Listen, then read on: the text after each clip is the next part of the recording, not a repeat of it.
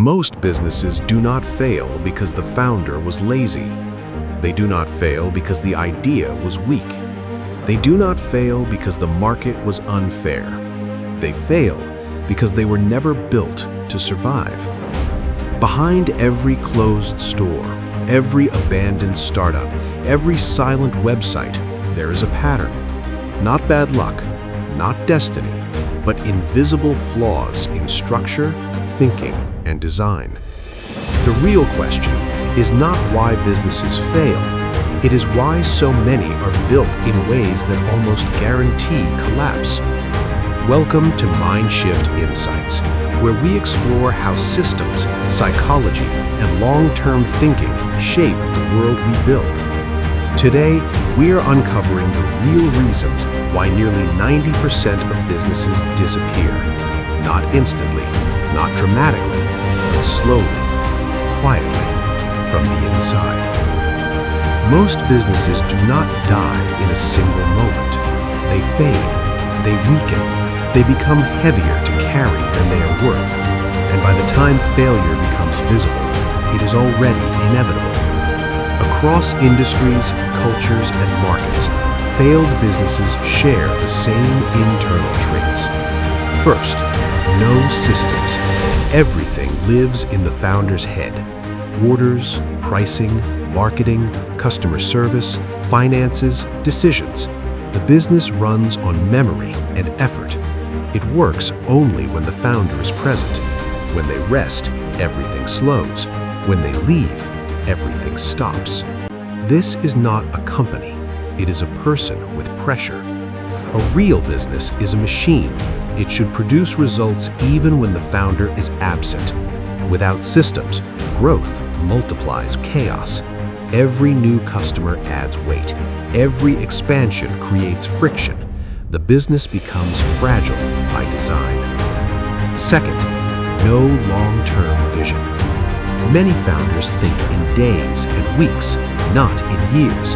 They react instead of design. They chase survival instead of direction. Without a clear horizon, every problem feels urgent. Every obstacle feels personal. Every setback feels like a verdict. Short-term thinking turns strategy into noise. A business without vision is always in crisis, even when nothing is actually wrong. Third, founder dependency. Some founders unconsciously build themselves into every process. They approve everything, they fix everything. They become the brand, the manager, and the safety net. It feels powerful, it feels responsible, it feels necessary, but it is a trap. If the business cannot function without you, it is not scalable, it is not resilient, it is not independent. It is a job wearing the mask of a company. Fourth, emotional decision-making. Fear, ego, excitement, panic. Many business choices are not strategic.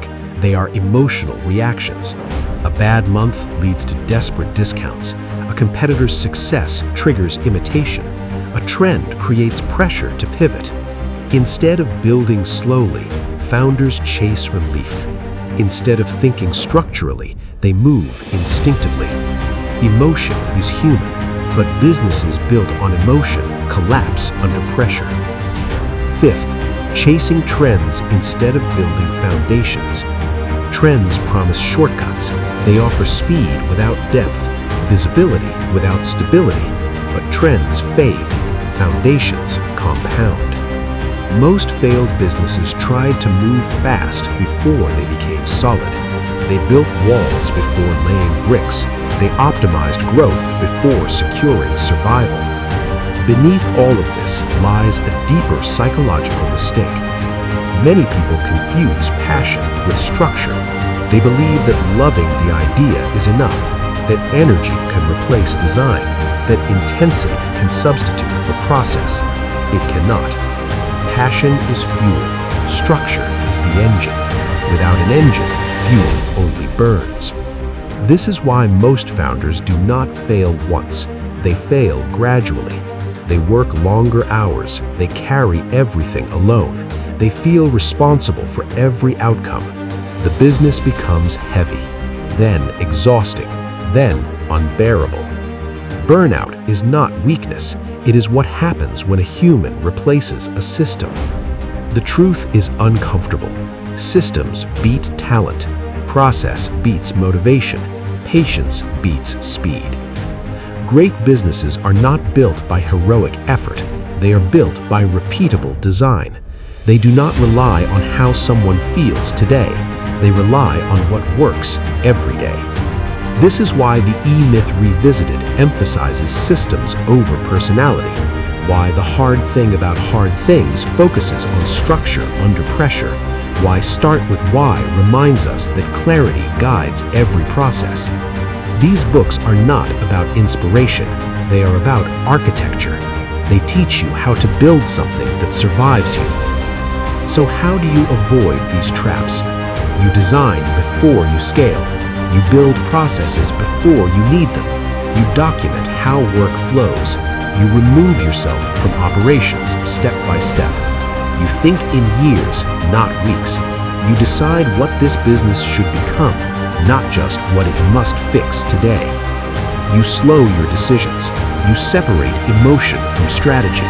Not every problem needs an immediate reaction. And you resist what is loud. You build what is durable. A healthy business feels boring in its structure. That's how you know it is stable. Most businesses do not fail because they were weak. They fail because they were never designed to last. They were built on effort instead of architecture, on urgency instead of intention, on passion instead of process. The world teaches the wrong lesson. It tells you to work harder, to hustle more, to move faster. But longevity is not created by speed. It is created by systems that keep working when motivation fades, when energy drops, when the founder steps away.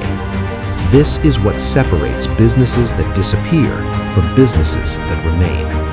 Subscribe to MindShift Insights for more reflections on how systems shape success. Because the goal is not to start. The goal is to still exist when the noise is gone.